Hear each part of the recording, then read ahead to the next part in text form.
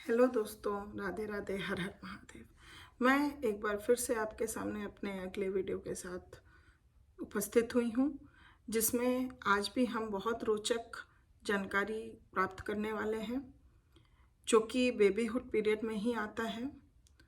कि जो भी टॉडलर्स होते हैं, बेबीज़ होते हैं, 2 हफ्ते से 2 साल तक के बच्चे, वो उनके अंदर बहुत सारे चेंजेस हमें देखने को मिलते हैं जन्म के बाद से। तो इस समय के दौरान जो बच्चे होते हैं, उनके अंदर फिजियोलॉजिकल फंक्शंस जो होते हैं, उसमें क्या चेंजेस आते हैं और किस तरह के पैटर्न हमको उनके फिजियोलॉजिकल फंक्शंस में देखने को मिलते हैं, आज हम इस वीडियो में उसी के बारे में चर्चा करेंगे।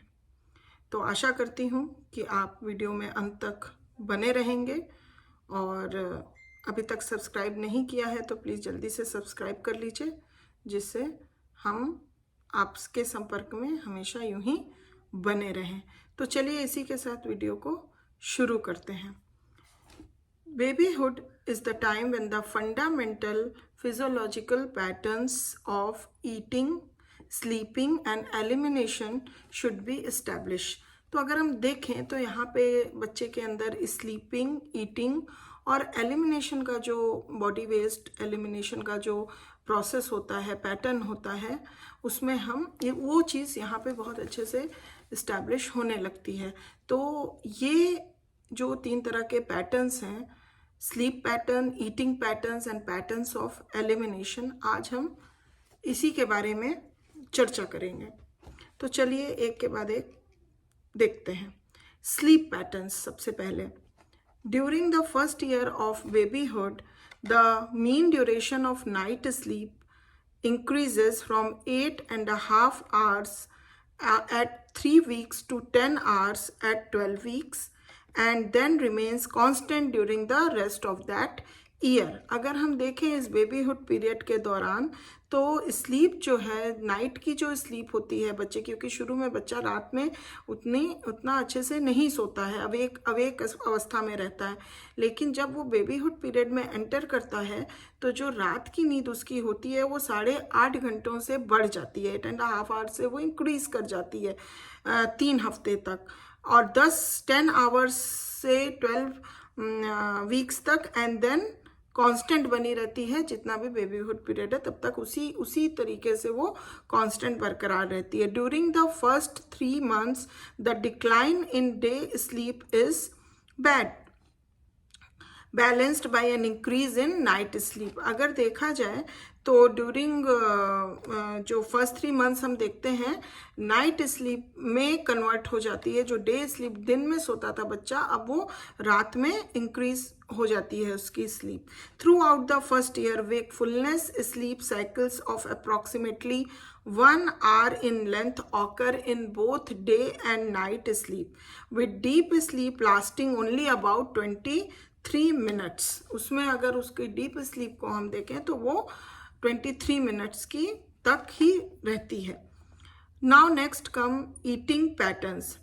From birth until 4 or 5 months of age, all eating is in the infantile form of sucking and swallowing। जैसे कि हम जानते हैं कि जब इन्फेंट्स होता है, बच्चा छोटा होता है, तो उसका जो भी ईटिंग पैटर्न होता है, taking of nourishment, taking of food, जो भी होता है वो किस एक्शन के द्वारा होता है, that is through sucking and swallowing। Food as a result must be in a liquid form. तो वो जो भी फूड लेता है वो मोस्टली लिक्विड फॉर्म में होती है।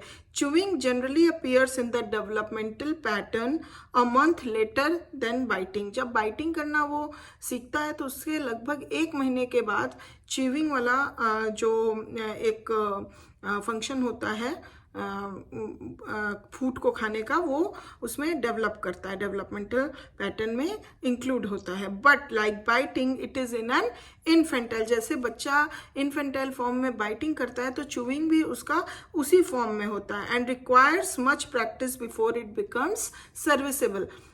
बहुत अच्छे से वो होने के लिए उसको बहुत प्रैक्टिस की अभी आवश्यकता बनी रहती है। Food dislikes which began to develop during the second year। जब बच्चा सेकेंड ईयर की तरफ बढ़ता है तो फूड डिसलाइक्स उसके अंदर उत्पन्न होने लगते हैं, और frequently the result of the prolongation of infantile eating pattern.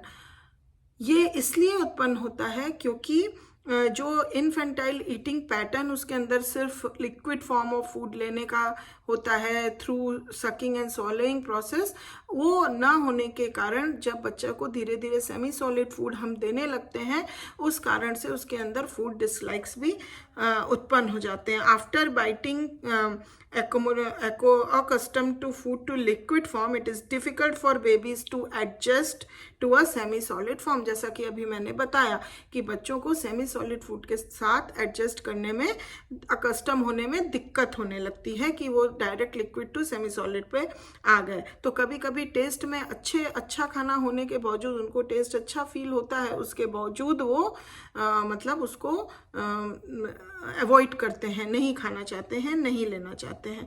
Now next come patterns of elimination. Bowel control begins on the average at 6 months। 6 महीना में देखें तो उसका बोवेल कंट्रोल सिस्टम जो है वो ऑन अ एवरेज हम देखें कि इस्टेब्लिश हो जाता है।